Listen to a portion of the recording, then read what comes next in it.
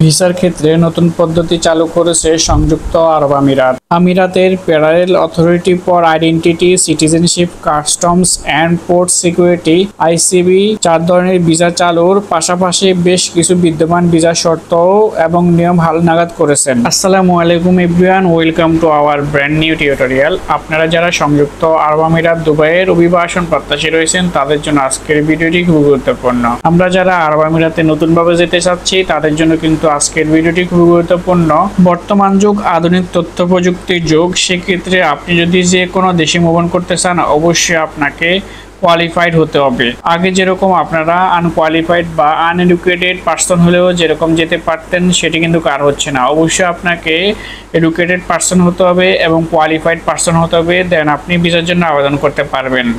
So ভিডিওটি সম্পূর্ণ step by step দেখেন, তাহলে সবকিছুই বিস্তারিত বুঝতে পারবেন। একটি কথা বললেই নয়, আপনারা যারা আমাদের চ্যানেলের নতুন দর্শক রয়েছেন অবশ্যই চ্যানেলটি সাবস্ক্রাইব করে দেবেন এবং পাশে থাকা বেল আইকনটি অন করে দেবেন আমাদের আপডেট নিউজগুলো সবার আগে পাওয়ার জন্য। আইসিপি নতুন 4 ধরনের ভিসা চালুর পাশাপাশি বিদ্যমান ভিসার মেয়াদ ও নিয়মের পরিবর্তন এনেছে।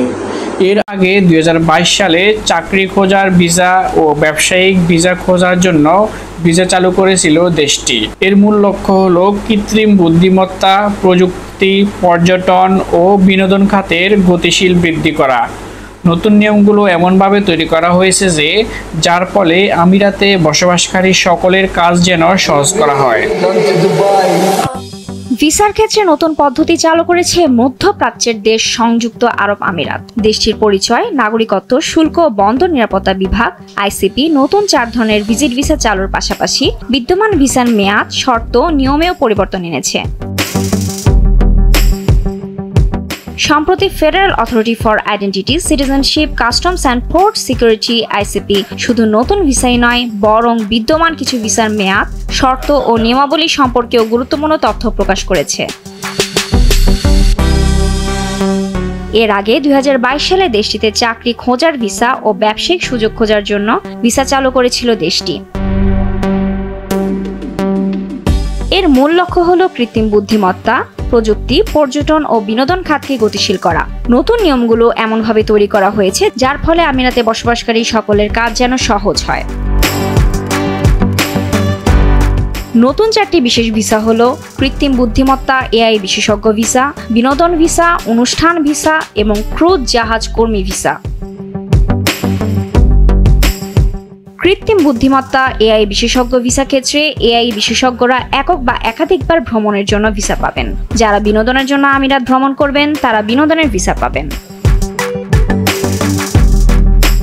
উৎসব, প্রদর্শনী, সম্মেলন বা সাংস্কৃতিক, অর্থনৈতিক ও ক্রীড়া অনুষ্ঠানে অংশগ্রহণের জন্য অনুষ্ঠান ভিসা দেওয়া হবে, তবে সরকারি বা বেসরকারি আয়োজক প্রতিষ্ঠানের আমন্ত্রণপত্র প্রয়োজন।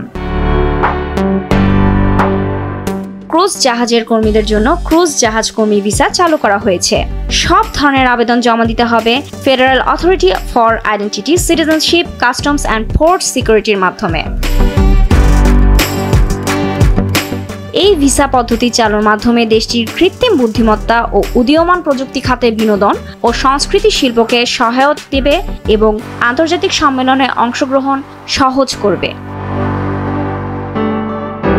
So I hope you can understand. Thanks for watching. Like, subscribe and share.